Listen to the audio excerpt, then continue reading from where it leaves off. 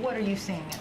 I don't have any specifics on that claim, but it is of a piece of the kinds of ridiculous claims that we have seen the Russians make in recent days of alleged provocations or assaults and attacks unprovoked on their people. So again, no knowledge of this particular one, but again, we've been seeing this over now recent days. These claims of whether they're acts of terror or acts of violence, unprovoked shelling of Russian forces or Russian separatists. All again, that is of a piece of the playbook that we have seen the Russians use time and time again. I have no specific knowledge about this particular report, but again, it fits perfectly into the Russian disinformation playbook. Did the U.S. government help protect the Ukrainian government from this denial of service attack, the cyber attack? Did you help them with preparations for how to to get back online quickly after such an attack?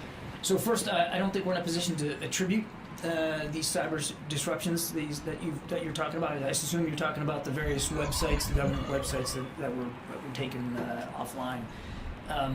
What I would just tell you, broadly speaking, Jen, is that we have provided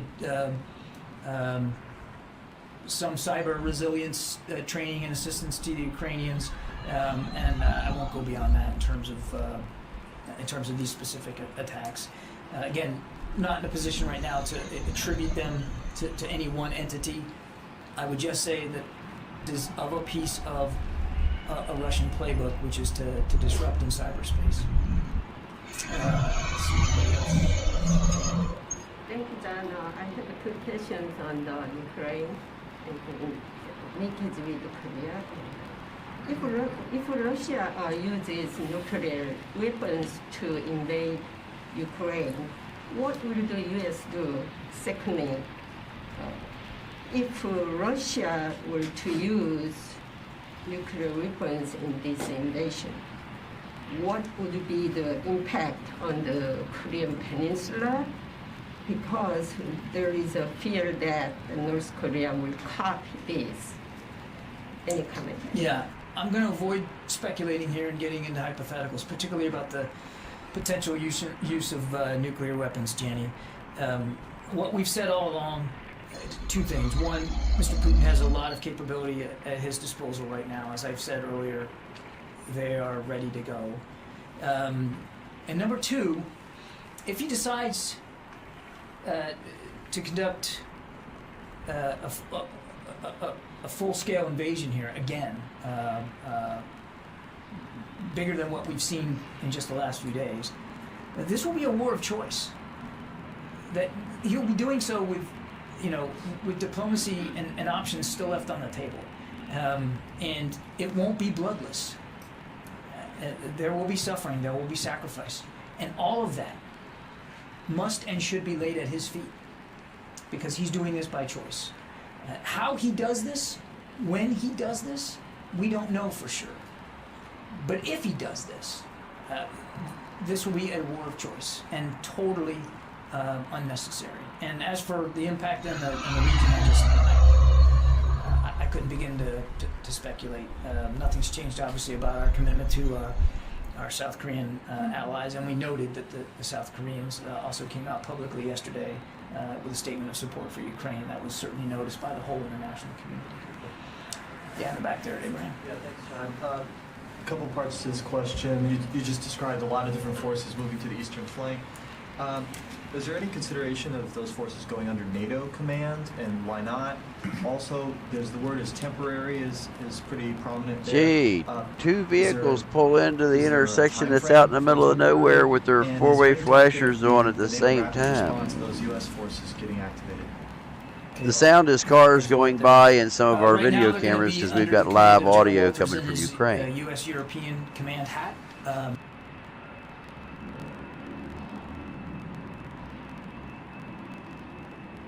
I don't know of any changes to that. Temporary, I don't have an exact time frame on this. I want to remind you that they were already in Europe.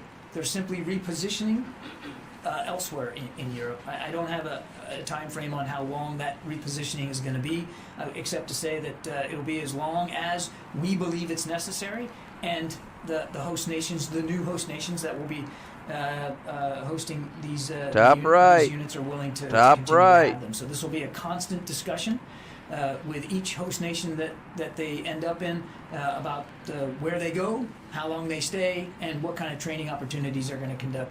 This is really all about reassuring allies and partners and demonstrating that in tangible ways. On your, I lost your third question, dang it. Rapid response force. Oh, that's a better question for NATO, Abraham. That's not a question for the United States.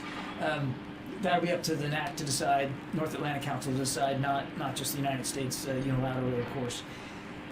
What I will tell you is that as you know, the Secretary has put on a shorter alert tether our contributions to the NRF, the NATO Response Force, so they are more ready to go if called upon. So while I can't give you any sorts of timing or certainty about whether the NRF is going to be activated, what I can tell you with certainty that is if it is, our contributions to the NRF will be ready to go and will contribute fully. But they're still in the United States, correct? Correct.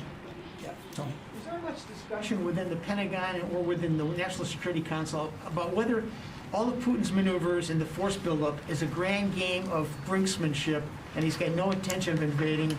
He just wants to show his muscle, get the U.S. and NATO to commit to not letting Ukraine into the alliance. In other words, a game of brinksmanship, bluffing, but not really an intent to invade. We have seen no indication of that, Tony.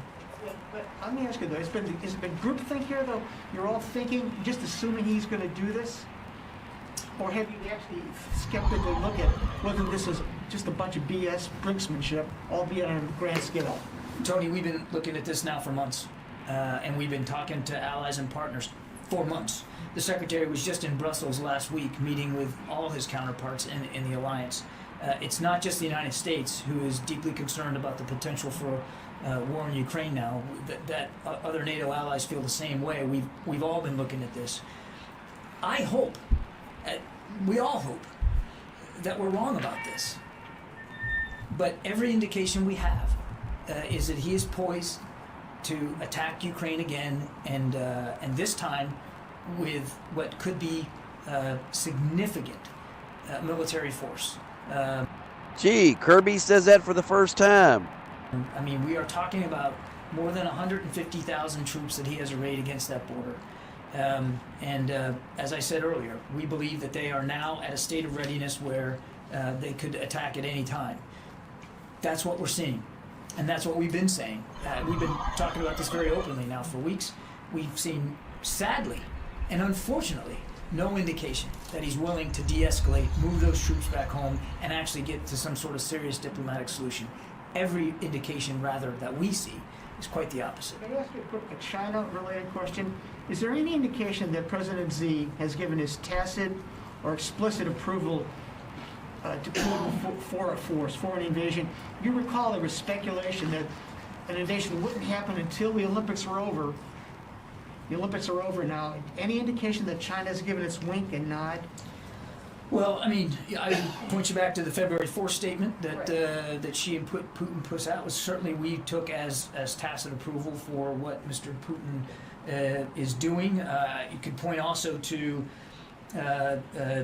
concerning comments by the Chinese Foreign Ministry yesterday that made it clear that they weren't going to support any what they called unlawful unilateral sanctions against Russia, and then blame the United States for contributing security assistance to you. Hey guys, these trucks in the upper right-hand corner, they're probably hauling troops or something, because look how fast they're getting turned around and coming back out.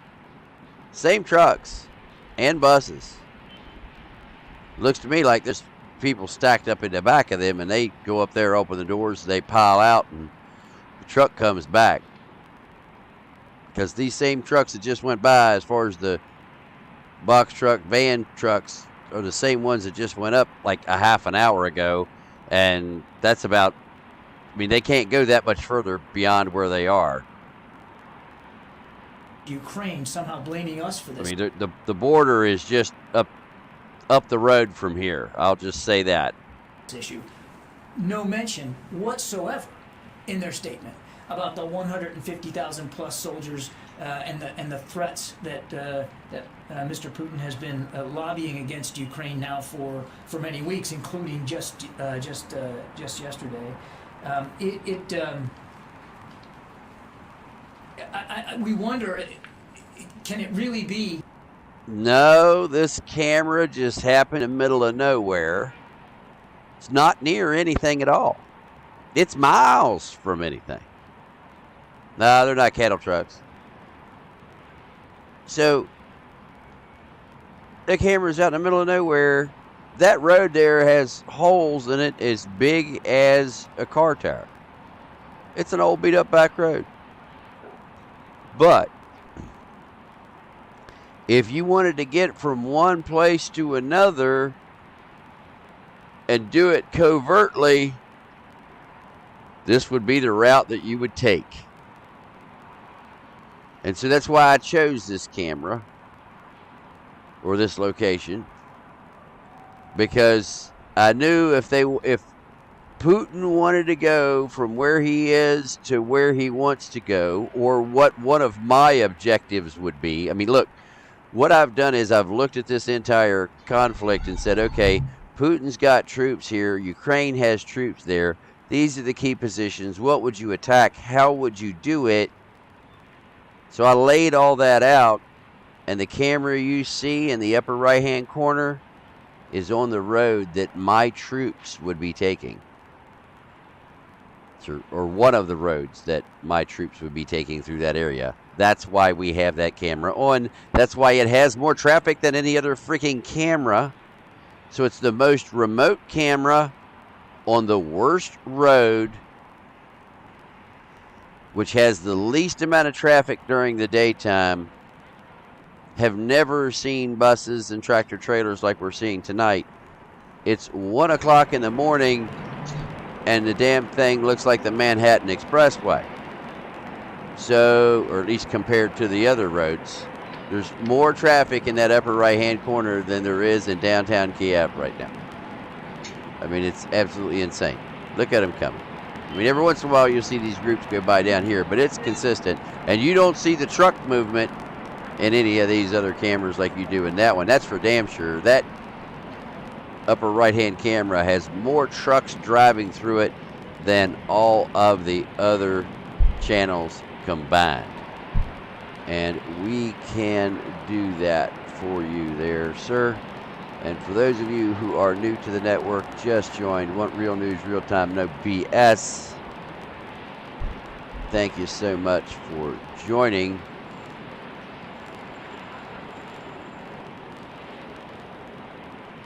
And let me get this here real quick. Oh, I don't have that up. Okay, I'm sorry. I'll have to go get that for you, Marcella. Let's get back to Kirby. I got some housekeeping I got to do here. The Chinese policy now to support separatist movements over the sovereignty of nation states. That's an interesting twist, isn't it? So. Thank you, John. Is there any? I would like to go back to the movements of U.S. troops to the Baltic states and to the eastern flank. Is there any consideration of sending more U.S. troops if there is an invasion, and on a permanent basis on this eastern flank of NATO?